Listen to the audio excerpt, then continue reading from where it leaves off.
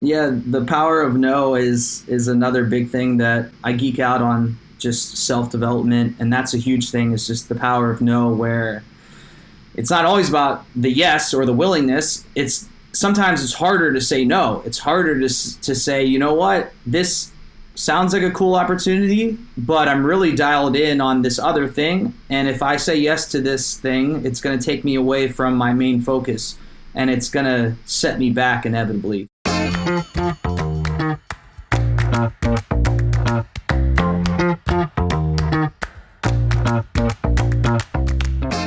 All right, kick us off, brah, sis. What's the female equivalent of bro? No, if you ask my 13-year-old, it's just bro.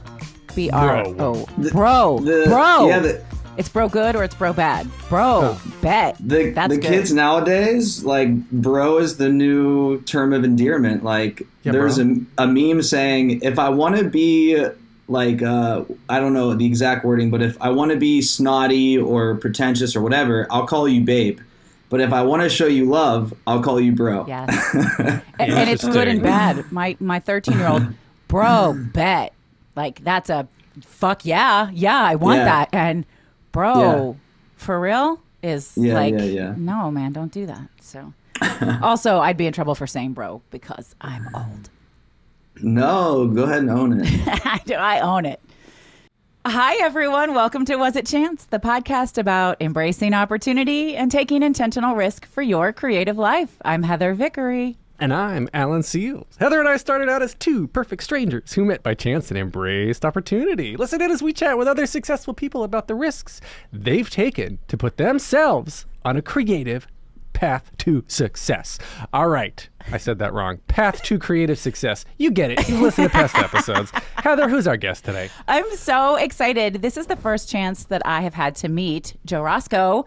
Joe is the founder of Built for the Stage, and that happens to be Broadway's #1 online fitness training platform. What?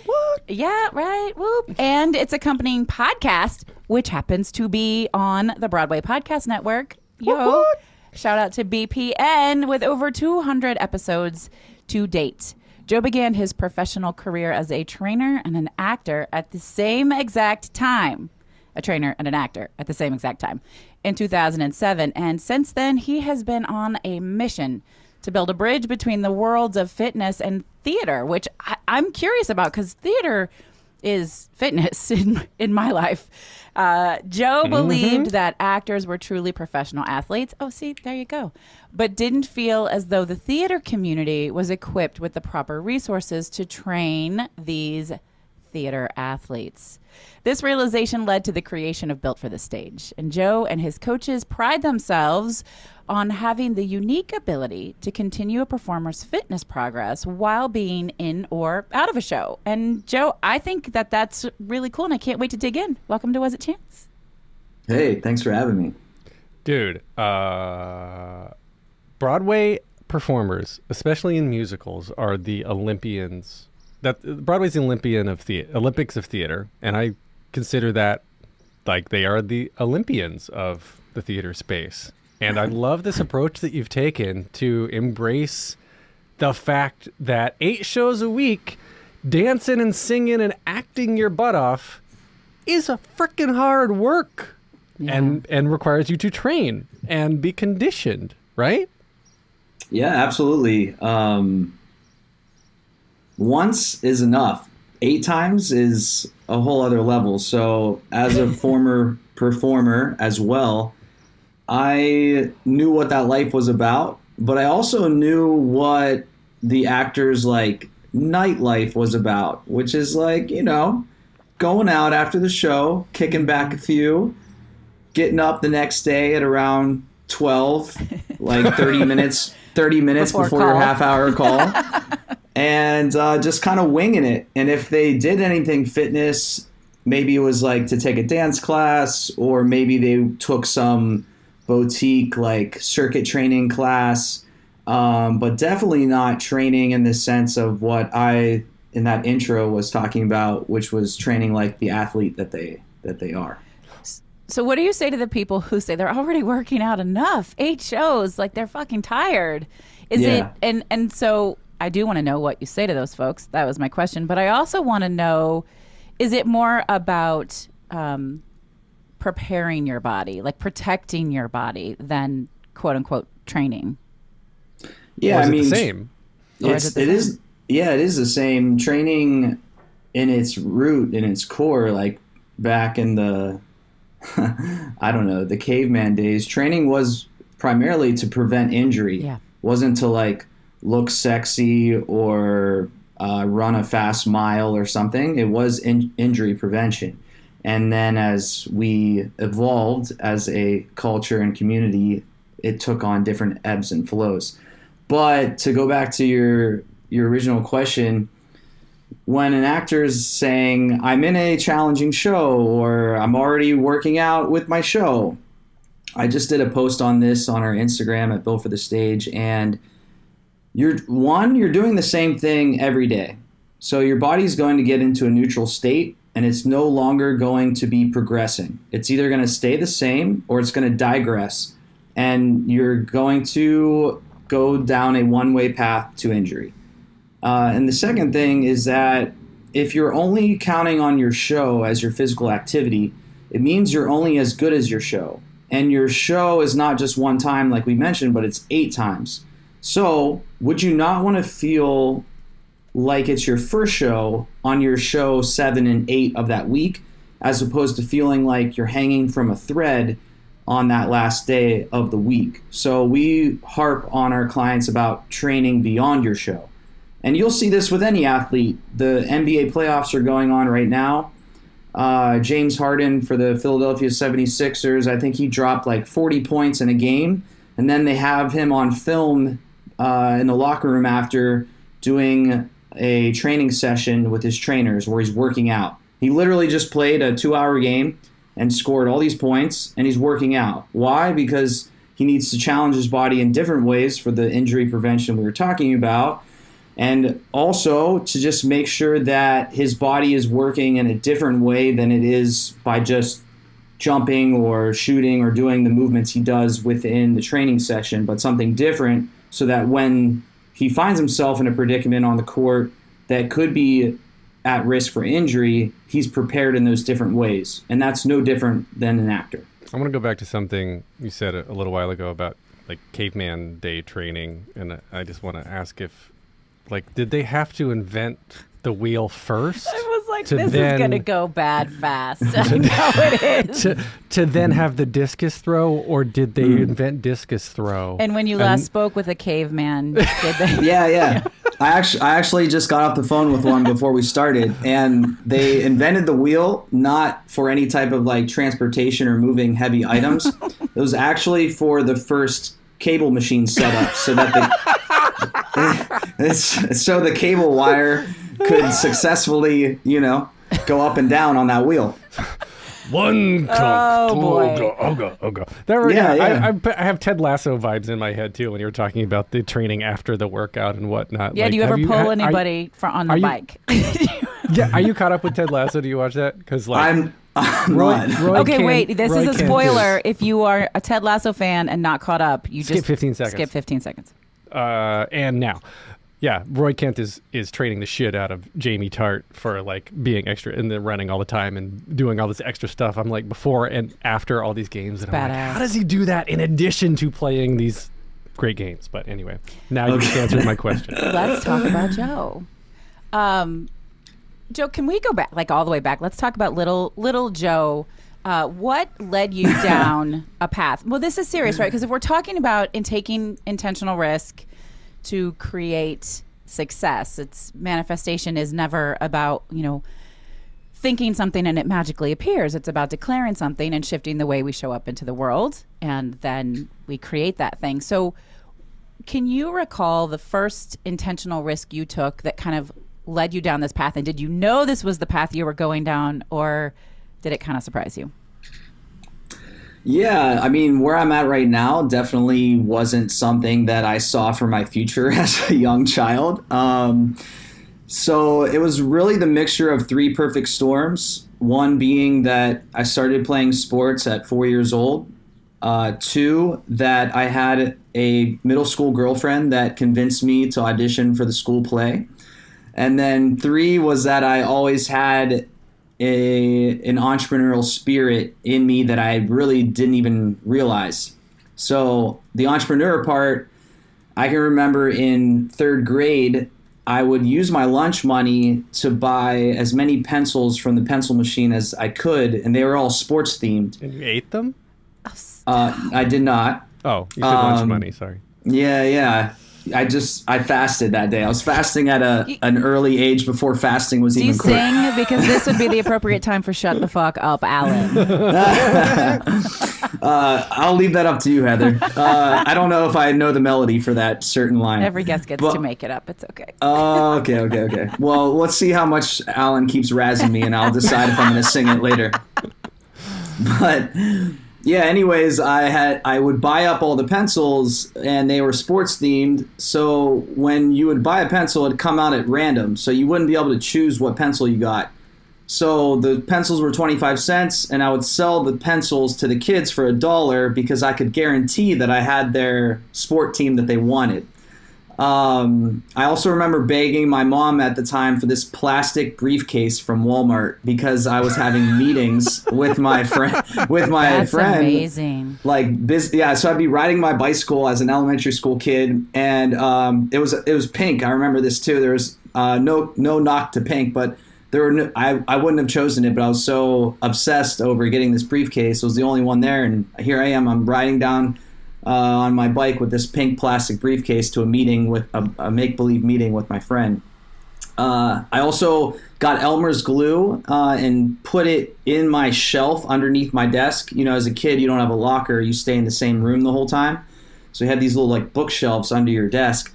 So I'd let the glue dry, and I would color designs on it, and somehow, the brilliant salesman I would sell the dried colored glue to my classmates. I have no idea. I know. Wow, you can literally sell anything. I guess so.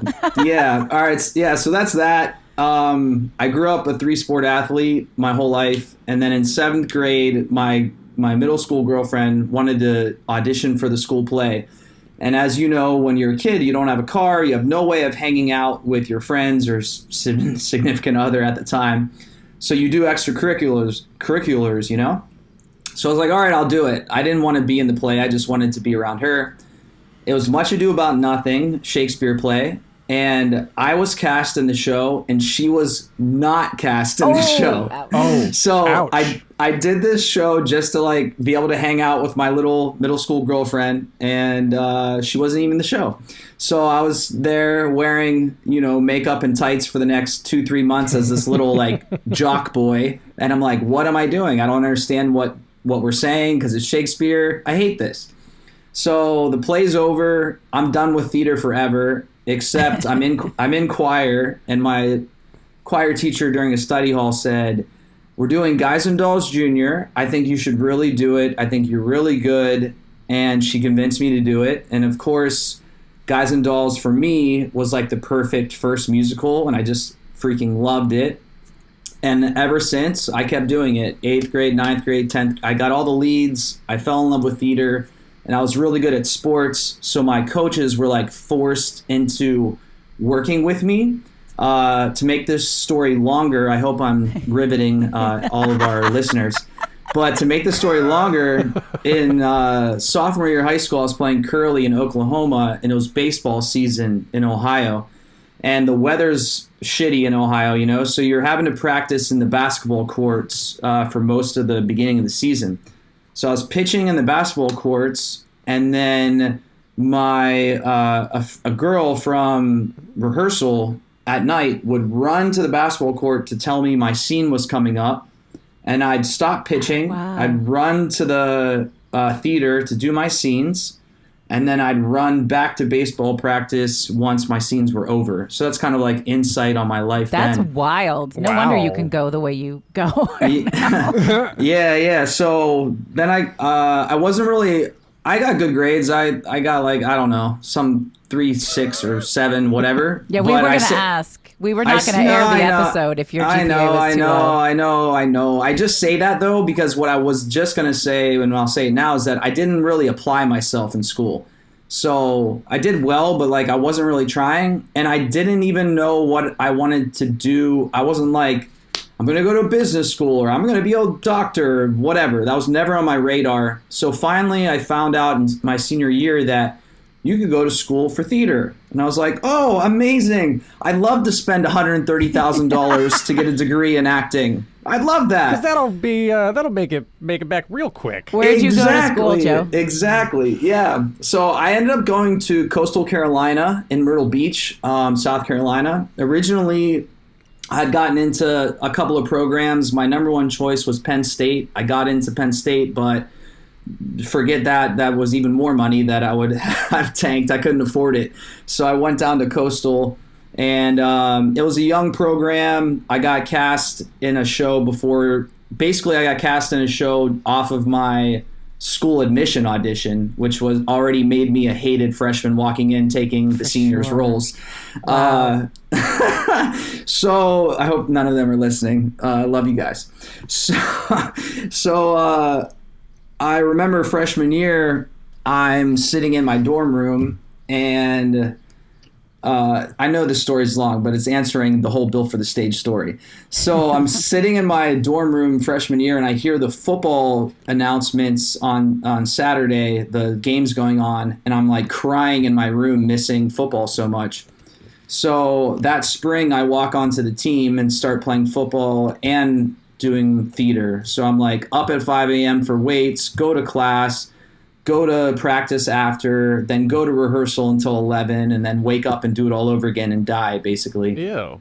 So I got close with my strength and conditioning coach, and he was like, you should get your personal training cert. So I did at 18 years old. And then obviously all my friends are actors, so they're wanting to know how to work out, because a lot of actors they don't spend their time in the gym when they're younger. It's just kind of what it is. So that was it. Like I started training actors at 18 and kept like traveling the country afterwards and during school doing gigs. And every new gig I'd go on, I'd meet new actors and they'd want me to train them and I would train them. Should we take a break? There's more, but it's interesting to me that there's like a lot of chance there. At 18, yeah, totally. So at 18, you get your personal certification. Easy for you to say. That's right. And you were like, a lot of theater kids don't do that. And I was thinking like, well, right. Because they're not athletes. They're not, well, so a lot of them, well, Joe's changing that. You know, that's a stereotype, I think. But what am I trying to say? Is that I would be intimidated as an awkward, skinny theater nerd to go into a gym with your actual athletes, especially in high school, right? Mm-hmm. So like, yeah. For you to be able to bridge both of those, I think is a huge sort of thing. Were you getting made fun of by your sports teams? Like, oh, you're going to do the theater thing, or yeah. That's really funny. Yeah, that's funny you brought it up. They actually our town newspaper did like this feature on me about the whole theater and sports thing, and they would interview my teammates, and they would say, oh yeah, the things that Joe makes us listen to in his car when he's driving is just ridiculous, because it's like musicals or just, I don't know, not some heavy metal or rap song. It's, some artsy fartsy stuff that they have no idea what I'm having them listen to. But they would be front row center supporting me when it came time for my shows. I even got 2 of my football players to audition and be in one of the shows in high school.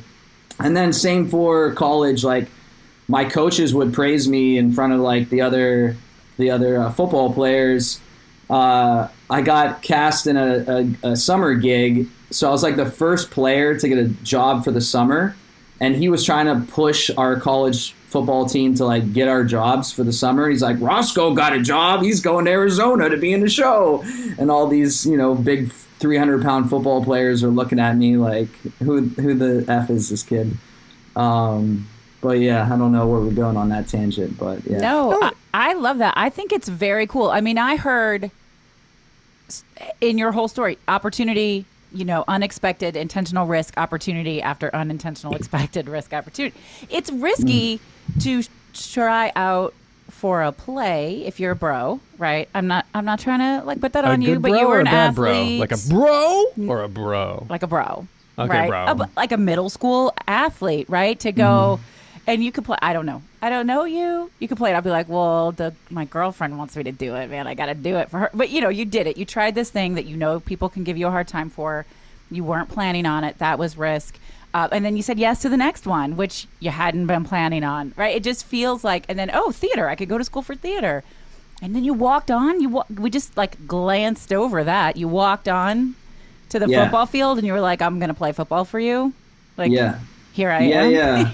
Yeah. And that first year I ended up being the captain of the walk-ons. Being a walk-on, if anyone listening is familiar, it's like you're the low of the low. Like you might as well, I don't know. I thought Christopher was the captain of the walk-ons. Okay. I don't know what that means. Christopher Walk-on? Oh my God. I'm going to sing the song. I'm going to sing this. Yes, just make it up. Just go for it. Jeez. Alan, shut the fuck up. Yes, Joe and I, we're friends. I'll keep working on the melody, but the lyrics were there. I feel seen. But so part of like training with Built for the Stage, kind of like taking a hard right, but also in line with what you're saying. So much of everything in life, everything in life is mental. Everything in life is your mindset. Everything in your life is willingness. It's not about like how much you know, how talented you are. Like those are all factors. But when it comes down to it, it's like, if you see the doors cracked open, are you going to push it open and walk through it? And sometimes if the door is closed and locked, are you going to run that at full steam and just knock it over? Like these are just, anyone can do what, anyone that looks at someone and says, oh, I wish I could do what they're doing or be successful like they're being in relative to how they perceive success, can do it. It's just a matter of doing it, literally. Yeah, so I'll just say that. No, I'm with that. Totally. I'm in the process of getting NLP certified, neuro-linguistic processing certified. And that's basically the core component of all NLP is life is what you decide it is, period. Yeah. And so they have all these mind, tricks and systems and resources. Alan doesn't agree. No, his face is like, I'm going into the whole like life as a simulation thing, which I know you kind of believe in, Heather, which I think is fascinating. I mean, listen, when they give Nobel Prizes to physicists who can prove that the universe doesn't locally exist, then yes, I believe it. Oh, I'm not saying I don't believe it. I just think it's fascinating. It is. How many players removed are you, though? Are you like yourself playing yourself, or is there another person playing you that's playing you? Like how many phases, how many tiers are there? Exactly.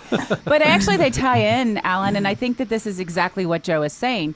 In NLP, there are tools that we're being taught to literally change the way you feel about something that has happened in your life or what you expect to be true. Psilocybin. It's still the same thing, right? If the universe doesn't locally exist and we're experiencing it, we can change it. That's why manifestation works. That's what Sammy Moog taught us when he was on the show. And that's what you're doing, Joe. You're like, look, this is going to be, if you can, if you think you can, you can. If you think you can't, you can't. And it's really just a matter of deciding you want the result. Yeah. Relative, like, obviously, I don't know. I'm never going to win the 100-meter dash in the Olympics because now I'm 35 and too old, and I also just never had that God-given ability. But I think it's also about, like, choosing your lane, too. Like, I obviously, through my story, I told you things that I excelled in and how when those opportunities came, I took them, and then they eventually kind of morphed together. I think that some people get off track because they're trying to force something that's not really there when really they're called to do something else. Yeah, I think that's powerful. It's fear. Because if you're afraid of trying something new and leaving what's comfortable, you're operating. Oh yeah, say it again. Fear. Say it again. Well, and there's something really powerful in discovering what your own secret sauce is, right? Like, listen, I could say, Joe, you're wrong, because there are Olympics for older people, and at this exact moment, what they're called eludes me, and I don't want to be shamed for that, Alan. Olympics? Is it? I don't think it is. I did back in my previous life, I was a wedding planner, and I did a wedding for an older couple. They were in their 60s, and he was like a Olympic athlete for 70-year-olds. So, whatever. If you wanted to run that race and win it, you probably could, but maybe not the way you think you have to do it, right? It's shifting I just Google searched Olympics for old people. It's the Senior Olympics run by the National Senior Games Association. Great, cool. Yeah. Got it. Senior Olympics. What about the middle-aged Olympics? That's where we are. You're Right? fucked if you're middle-aged. I need that. No, Yeah. I love it. So you really started Built for the Stage like as an 18-year-old, but you didn't know that's what you were Conceptually. doing. Yeah. Right. Yeah. So what shifted? Yeah, so I'm on a contract as an actor after graduation for 2 years. I come back to the city afterwards, a bit burnt out. I still was training people as like my survival job all the time. So when I got back to the city, I had found CrossFit in the meantime while I was on this job. And that was kind of another perfect storm for how Built for the Stage started, more on a business side. So I got back to New York. I started competing in CrossFit and managing a CrossFit gym. And the gym, lucky for me, when I started managing it, was about to go out of business. And one of the members was this successful multimillionaire businessman. And he's like, oh, I love the gym. I don't want it to close. I'll buy it. So he buys the gym, and I'm managing it. And he doesn't know anything about the gym business.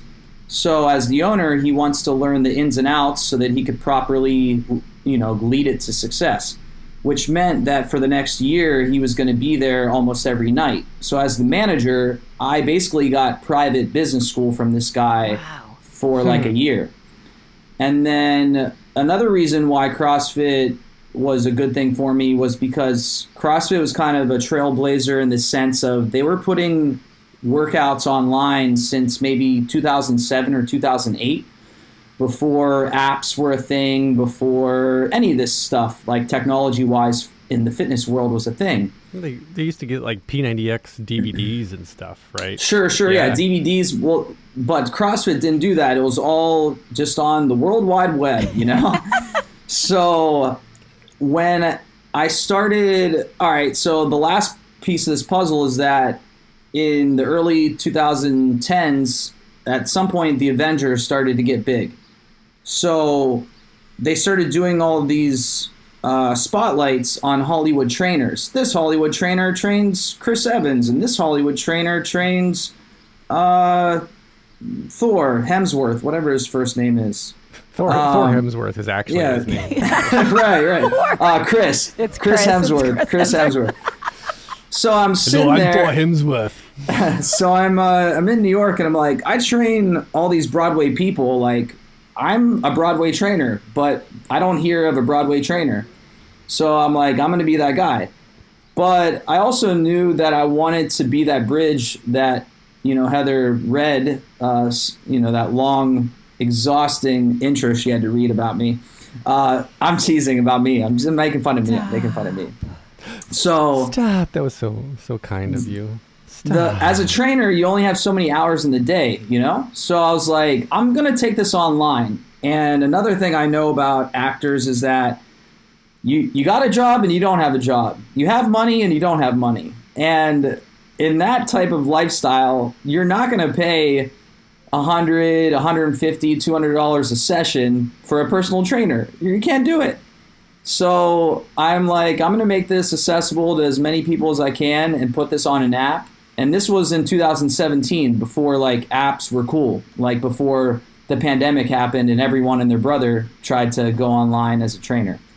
So that's how that all kind of started. My big break, another opportunity was that I got connected with a kid, Jin Ha. He was cast as the lead across from Clive Owen in the M. Butterfly revival in 2017. And the show actually hired me to help him in this transformation because he plays a woman, a man. He had to have a certain look. So they hired me to help with that. And that's really when I decided I'm going to quit my gym job and quit being an actor and go all in on this thing. Did your old millionaire boss help you with that? Or was he like, he was there's the door, don't let it hit you on the way out? Yeah, he helped me without knowing he was helping me. You know, he was helping me for his business, which I was executing. But the entrepreneur in me that was carrying around that pink plastic briefcase as a kid decided that it was time for me to spread my wings and fly, you know? I love that. That's so cool. And the fact that you went online just from the beginning, I think was brilliant. And like the pandemic hits and you're like, so I've got all this online community. You've already got everything. And like, I knew you through this time, and like you left the city and you were still training, and like talk to us about that a little bit, because the pandemic for you, was that helpful, hurtful? I mean, like talking about having a job, not having a job, not having money. Yeah. I figured that, you know, that was a little bit affected, but like, did you get a chance to regroup? And also, I know I'm talking a lot here, as part of the intro that Heather wrote, is that, you know, you have coaches. There's more than one of you in the program, which last time I think you and I really talked about Built for the Stage, it was still just you. So you've been able to grow tremendously from that point too. Yeah. Yeah, the pandemic was tough. I thought that we were going to go out of business for sure because all the actors went out of business as far as having their jobs. So I made a decision, if people followed along with Built for the Stage and our story, I bumped down everyone's rate. It was $8. I bumped down, which basically like covered the cost of the app, and that's really it. But at that time, I bumped it to $8 and said that I would donate all of that money to the Actors Fund, which I did. So business was good before the pandemic, so I had a little cushion. And when I made this commitment, I didn't, you know, we all thought this was going to be a couple of months maybe.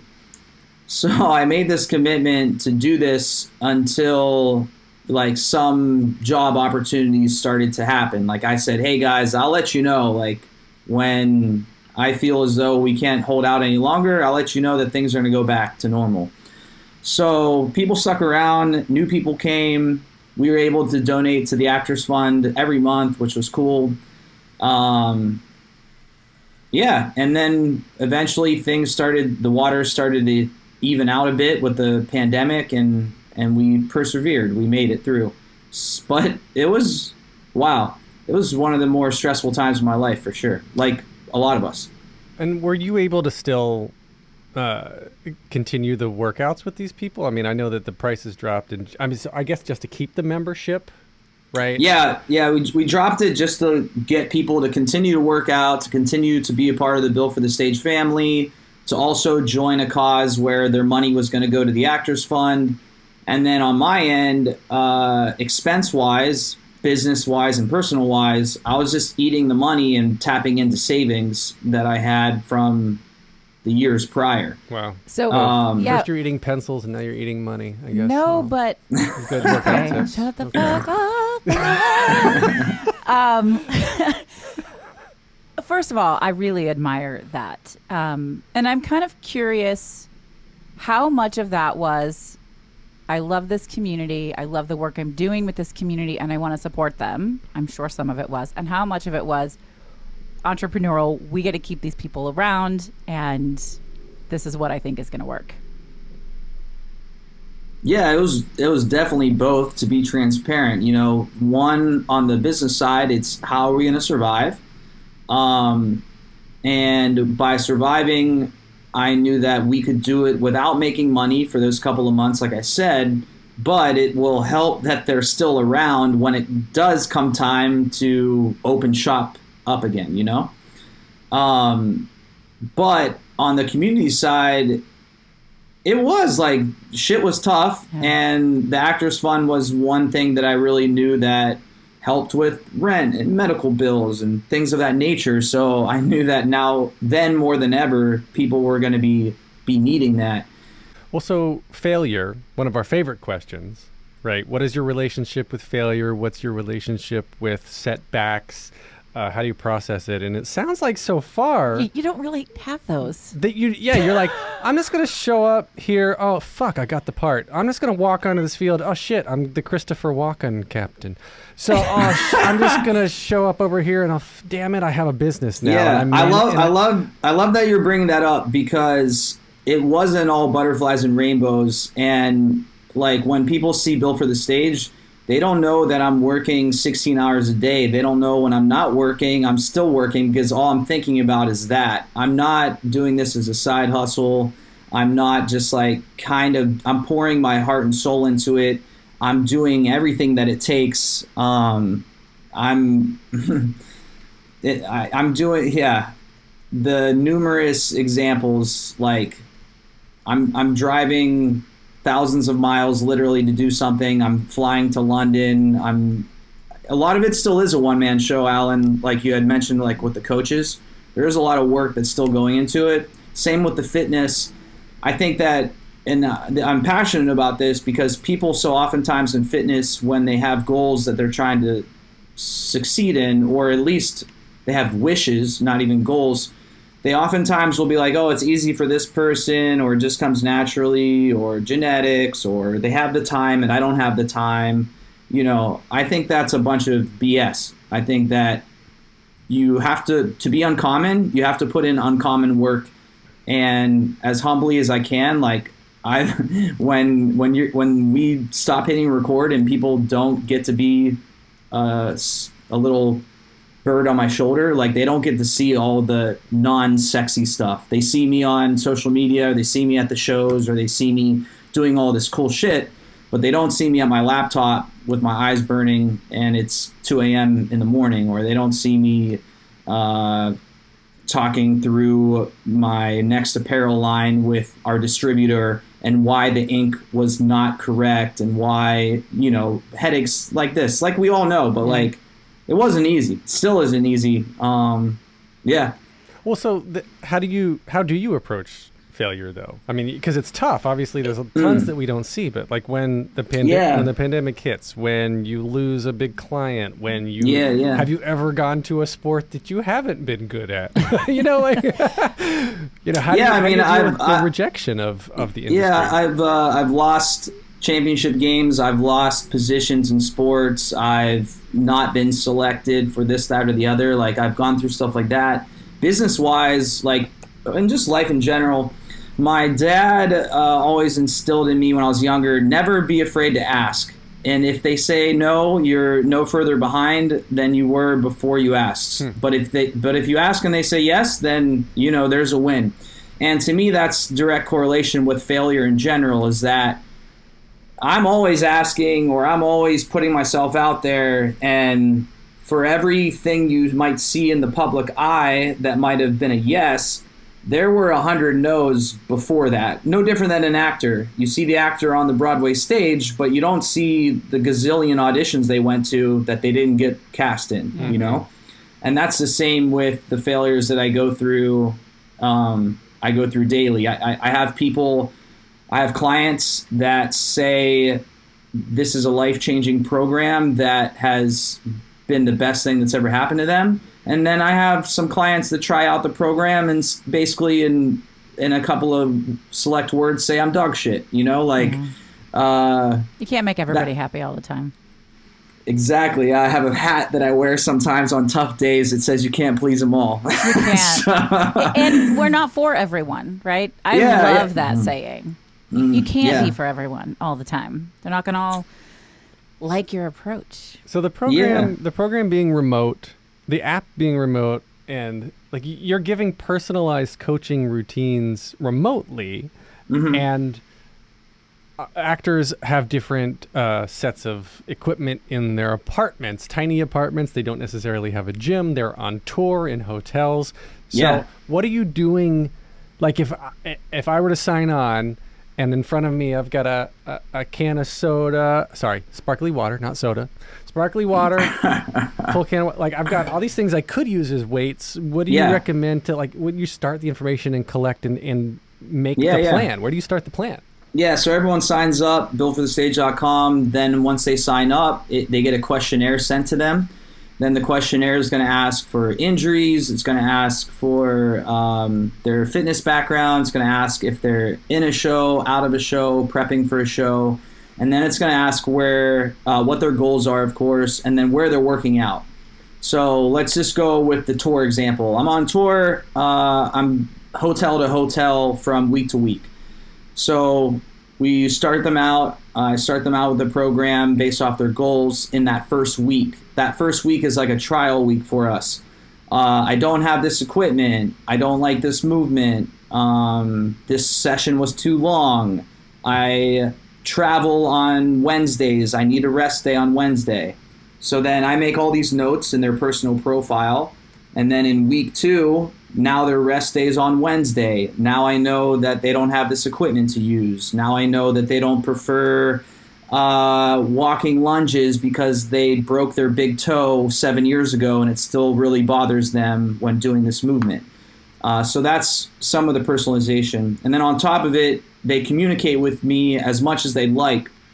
So going with the tour example, hey, we just got into a one-nighter. The hotel looks like straight out of a horror film, and all there are is a set of 10-pound dumbbells. So I had them on a full gym program, and then that week I modified to just 10-pound dumbbells. So yeah, it's personalized for sure. That's so cool. And how do they receive it? So do you record videos and send, or is it just like a PDF? Now go do this thing. Like how's it received? Yes. Yeah, so you pull up the app, and then each app has like the section you'll be completing, and then it'll list the exercise, and it'll have a demo video of me performing. I don't know if you can kind of see it. The listeners can't see it. Right, but there's the reps and sets and whatnot, and you would type in your results. You can watch the demo video there. Those triceps. And then if like something, let's say you had a question, you could video yourself doing 5 reps or so and then attach it to that section of your workout. And then once you submit your workout, I'm going to see your video and be able to review your movement and give you technique feedback, or any questions you have. Nutrition-wise, hey, I feel so out of energy during my show, but I don't like to eat like close to my show. Can you help me schedule out my day nutritionally so that I feel as though I'm equipped to do my show with the energy that I need? That's actually, I love that. That's an interesting question. Do you also have a nutrition background? Have you? Yeah, so anything that's like on a base level, I coach and help all of our clients.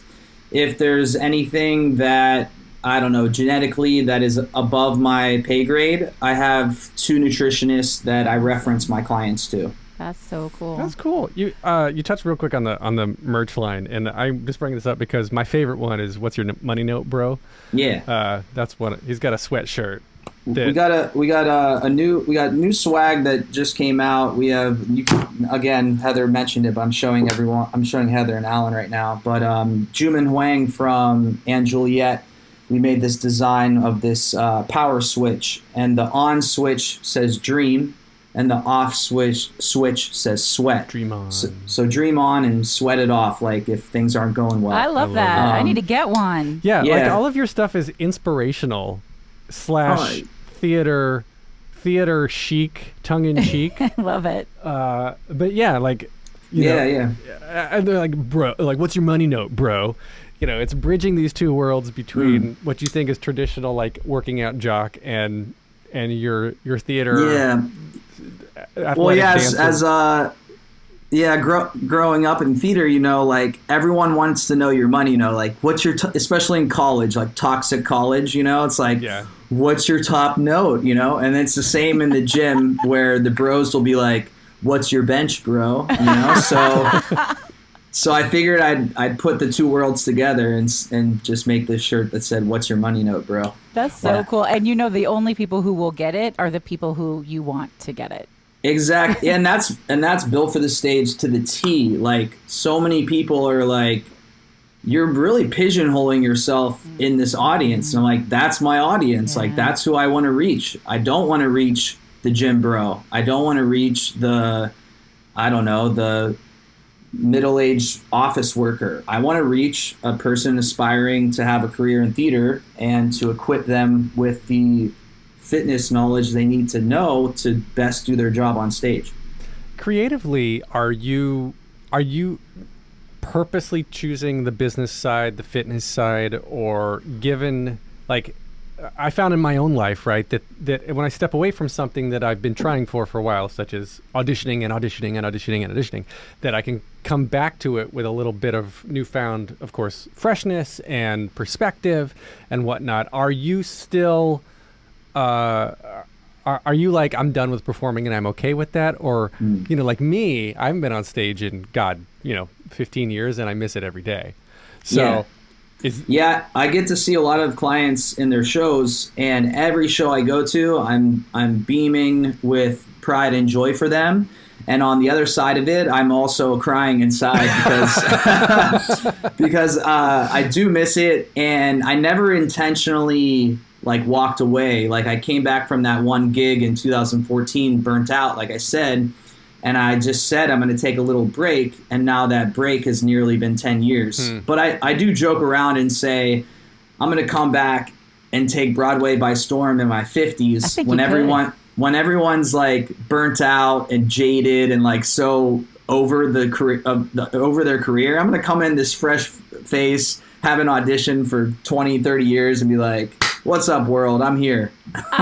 I think you all just heard that here first, because based on the conversation we've been having, it doesn't seem like there's much that you decide you're going to go out and do that you then don't do. Now, maybe you don't do it the way you thought you were going to do it, but you seem like a master manifester. And that kind of goes back to, of course, you work hard, you take chances, you take risks, but you get shit done, which is very impressive, including a podcast. So tell us about the Built for the Stage podcast. Yeah, so I got into podcasts, again, luckily before they were cool. I was listening to I was listening to Guy Raz, How I Built This. It's a business entrepreneur podcast, and he would interview the top of the top entrepreneurs, and it was all about their story, the inception of their business and the struggles that they went through.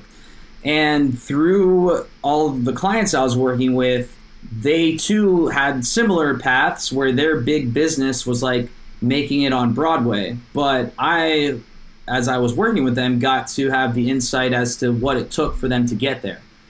And I was just thinking that no one's asking of their story, unless they're I don't know, Audra McDonald and Playbill's doing a special on them. But there's gazillions of actors out there that their stories are untold.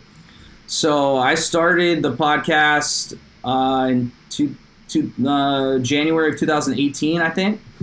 And I had this little microphone that plugged into my cell phone. And then it was a splitter, a lapel mic. And I would put it on my shirt, and then I would put it on my guest shirt. And then I used this app called Anchor to put it on to the podcast world. And I had gotten maybe I was 20 episodes in. And then this guy, Alan, reached out and was like, hey, I remember actually standing the exact spot in one of my old apartments in Astoria in the kitchen, getting this email from this guy, Alan, and saying that he's going to start this thing called Broadway Podcast Network. And so... I don't know I think during the pandemic, when things were just crazy, we took a break. But other than that, every Monday we've put out an episode, and that's been that. And interviewing your clients, and it's literally people all around the world. That's what's really impressive. It's like Australian cast and London cast and New York cast, and you're training people all over the fucking world. because you can. Because it's all virtual. And your reputation has gotten you there. Yeah, I mean, business-wise, like the number one marketing tool or sales tool out there is your product or service. If your product and service is shit, then you're going to have to work really hard to market and sell it. But if it's good, then the people are going to sell it for you. So as long as I do my part, when someone's sitting at the bar after their show and just hanging with their friends in the cast and their castmate says, like, I want to get in shape or I want to whatever, they're going to say, hey, I know this guy. He does this amazing thing for actors. And that's a thing that can really only happen when you're niched down the way that you are, right? Because that's what you do. So it needs to be those performers who can say, I've got the guy. This is the only one. Yeah, we haven't talked about it a lot.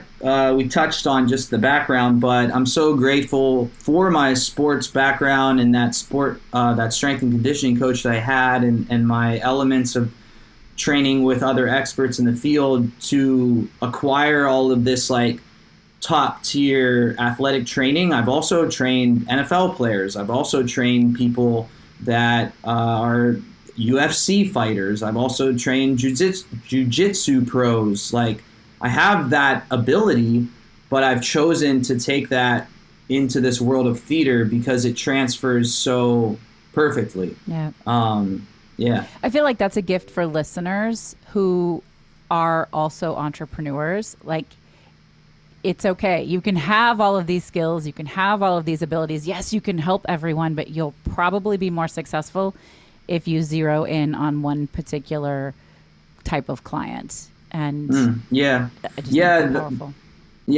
power of no is another big thing that business wise, speaking of podcasts or books or whatever, I geek out on just self-development. And that's a huge thing. It's just the power of no, where it's not always about the yes or the willingness. Sometimes it's harder to say no. It's harder to say, you know what, this sounds like a cool opportunity, but I'm really dialed in on this other thing. And if I say yes to this thing, it's going to take me away from my main focus and it's going to set me back inevitably. So saying no has been something I still work on to this day because, I'm always wanting to put my hands in different baskets, but I'm sure Alan will come up with some snarky comment on putting my hands in different baskets, but you've been around. Now we're waiting for it, Alan. Now we're waiting for it. And you didn't even deliver. I mean, what the hell? I haven't been able to talk yet. No, I don't know what you're talking about. Who are you, the Easter Bunny? What? You can't stay out of their baskets. There you go. There it is. That was lame. That was lame, bro. That was lame, bro. What's your dad joke, bro? What's your dad joke, bro?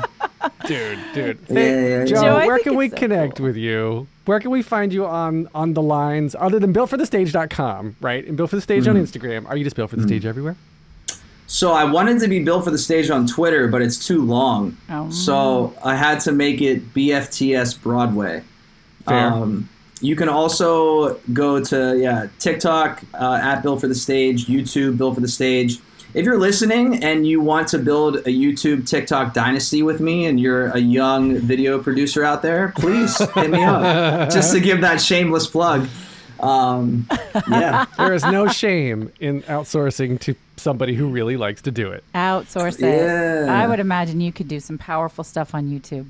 Joe, you are so cool. You're so much fun. I'm really glad that I got to spend this time with you. Thank you for sharing. I just think there's so many lovely little nuggets of just go out and do the fucking thing. My ending, like my last little hurrah to everyone would just be, if you want to do it, do it. And if you fail, it doesn't matter. Either keep trying or go to the next thing, because you only get one life.